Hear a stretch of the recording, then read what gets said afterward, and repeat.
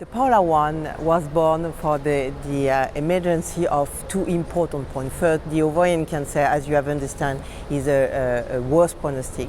And the current standard of care include bevacizumab as a maintenance, as bevacizumab in first line increase the response rate and also prolonged progression-free survival and also overall survival in some high-risk subgroup.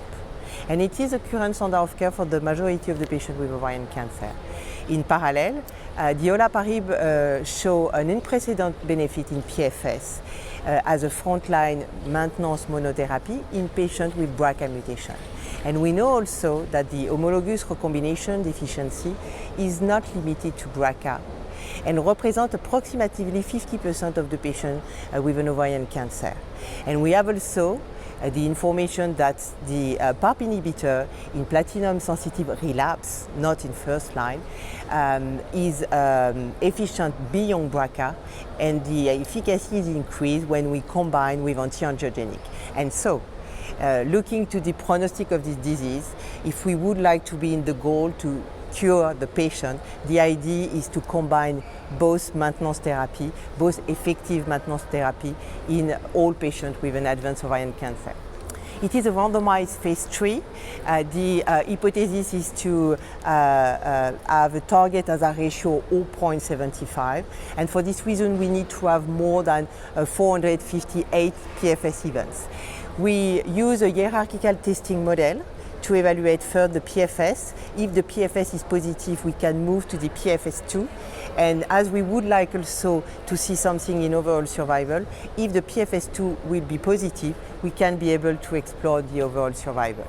And we also have predefined subgroup according to BRCA mutation, but also HRD test. At the end, we have included 806 patients. It is a randomization 2-to-1 between olaparib plus bevacizumab versus bevacizumab alone. PARP met its primary endpoint for statistically significant improvement in progression-free survival in the intent to treat population in favor of the olaparib arm with an hazard ratio of 0.59. The median PFS increased from 16.6 months in the control arm up to 22.1 months in the olaparib arm. And if you remember that the patient received the first-line treatment with a median of 7 months before to be randomized, finally the patient who received chemotherapy plus bevacizumab plus olaparib benefit from a median time of nearly 30 months without relapse.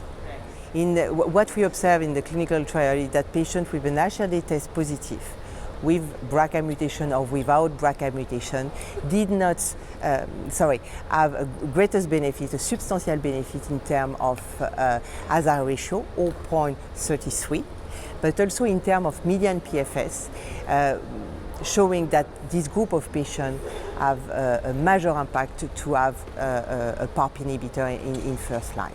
What we observe is that the safety profile of olaparib is very similar to that we observed in previous clinical trial where olaparib was evaluated in monotherapy maintenance. For bevacizumab, there was no increase of bevacizumab toxicity, including the rate of all grade and severe hypertension. The implication is that we will change the standard of care in first line, and looking to that we observe in PARP, the patient in first line receiving bevacizumab need to receive a PARP inhibitor in combination. Where we have to define more the detail is the group of patients.